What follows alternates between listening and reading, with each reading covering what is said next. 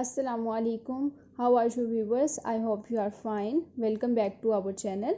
आज हम जिस टॉपिक पे बात करने जा रहे हैं वो है फ्रेमिंग ऑफ चार्ज, सेक्शन 221 से 232 सीआरपीसी। फ्रेमिंग ऑफ चार्ज में हम बात करेंगे कि चार्ज क्या होता है, इसे किस तरह से फ्रेम किया जाता है, कौन फ्रेम करता है, किन केसेस में नहीं करते चार्ज फ्रेम, किन में करते हैं, और इम्पॉर्टेंट इंग्रेडिएंट्स उसके क्या हैं। इसके अलावा हम इसमें देखेंगे कि अगर चार्ज में एरर आ जाए तो उसके लिए क्या करना चाहिए, और क्या कोर्ट जो है वो चार्ज को अमेंड कर सकती है, उसमें कोई ऐड चीज़ कर सकती है। इन सब चीज़ों को देखेंगे, और अगर ऐसा कर सकती है तो फिर उसके नतीजे में कोर्ट को क्या करना चाहिए, और क्या अगर चार्ज गलत फ्रेम हो जाए तो दोबारा से ट्रायल स्टार्ट होगा। चार्ज की इम्पोर्टेंस के बारे में, इस टॉपिक की बिल्कुल क्लैरिटी के बारे में, मुकम्मल लॉ के बारे में इस वीडियो को मुकम्मल देखिएगा, इसे स्किप ना कीजिएगा।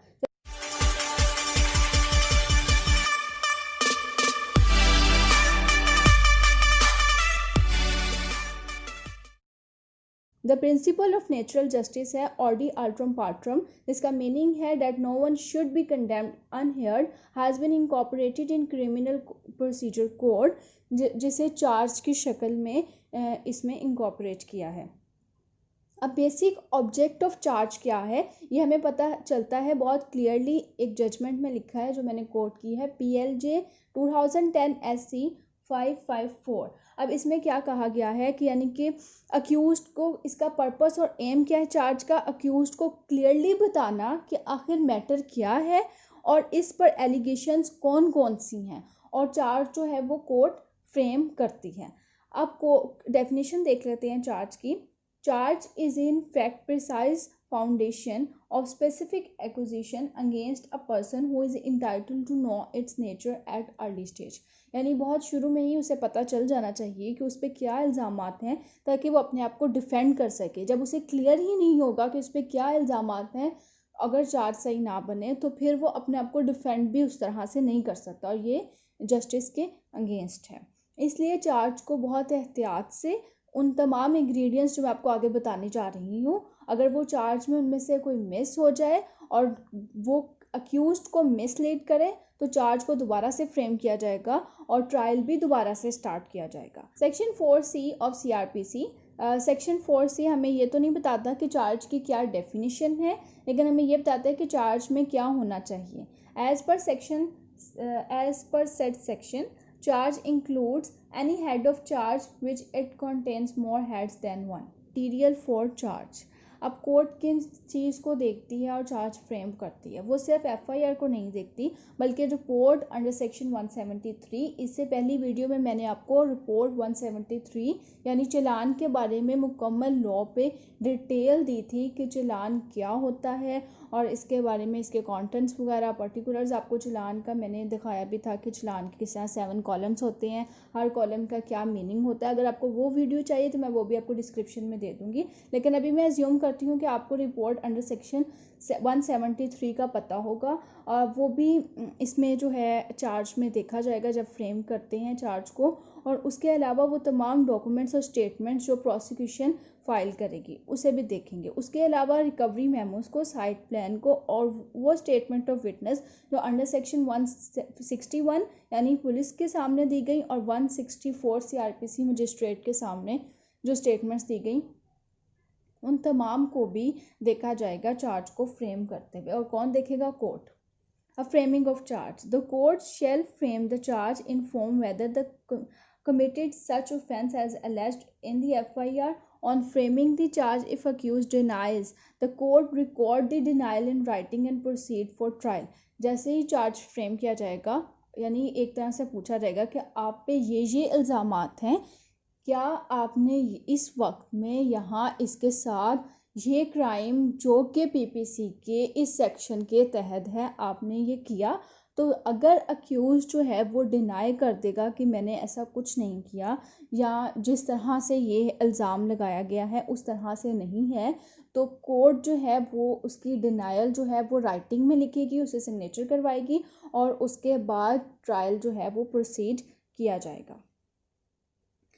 इसके बाद व्हेन चार्ज फ्रेम्ड, चार्ज कब फ्रेम किया जाता है? चार्ज चालान केसेस में after completion of evidence investigation when police report is submitted, और उसके अलावा कंप्लेंट केसेस में after the conclusion of inquiry.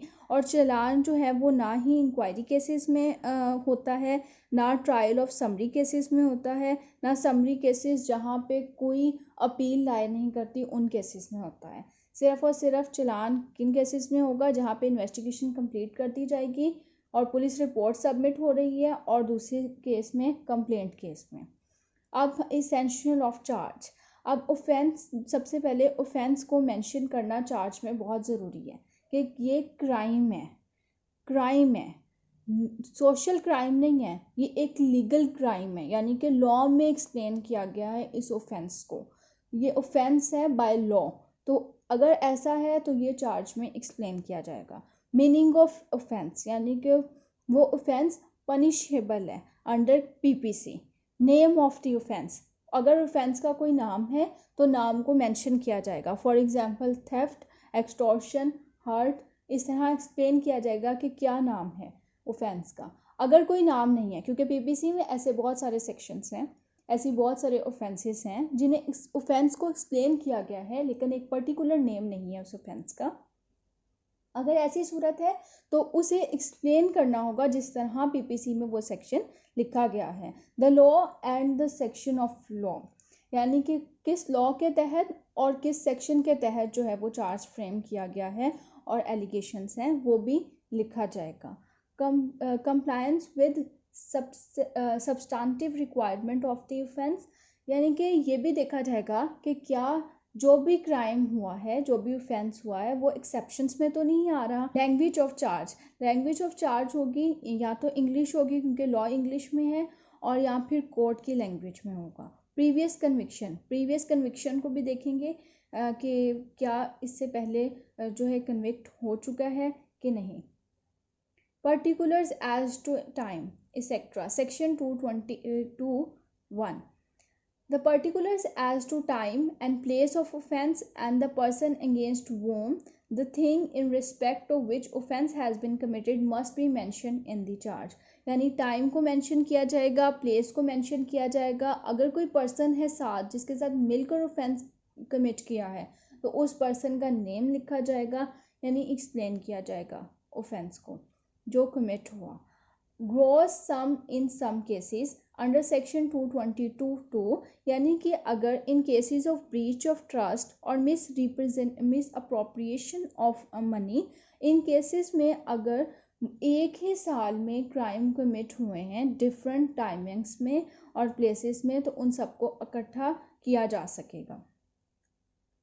उसके बाद मैनर ऑफ कमिटिंग ऑफेंस, ये भी लिखना है कि किस मैनर में कमिट किया गया ऑफेंस को। Thing in respect of which offence was committed, a charge should state the property in respect of which not is said to have been taken place. Giving example, when an offence is committed under arms ordinance, detail of arm recovered from the house of accused must be stated in the charge. Simple, यानी कि अगर किस manner में किया गया, किस तरह से किया गया, कोई हथियार, कोई गन, चाकू, छुरी, जो भी चीज़ रिकवर की गई उस चीज़ को भी मेंशन करना होगा चार्ज में।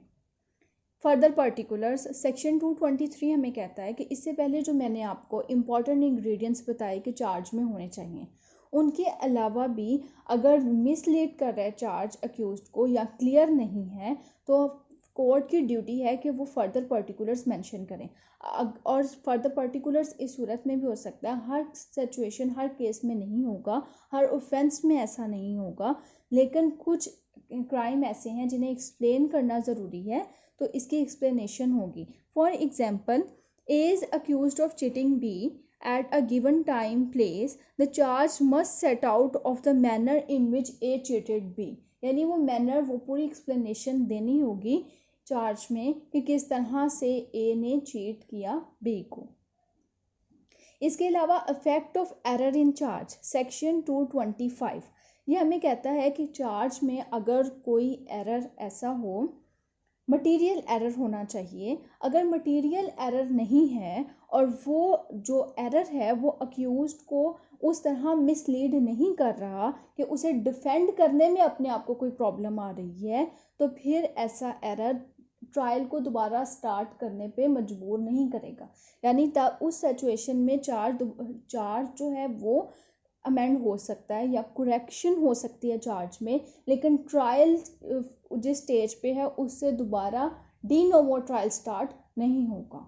तो अगर चार्ज जो है वो मिसलीड कर रहा है, यानी कि वो ऐसा एरर है चार्ज में जो मिसलीड कर रहा है, तो ऐसी सिचुएशन में आप चार्ज को दोबारा फ्रेम करेंगे और ट्रायल दोबारा से स्टार्ट होगा।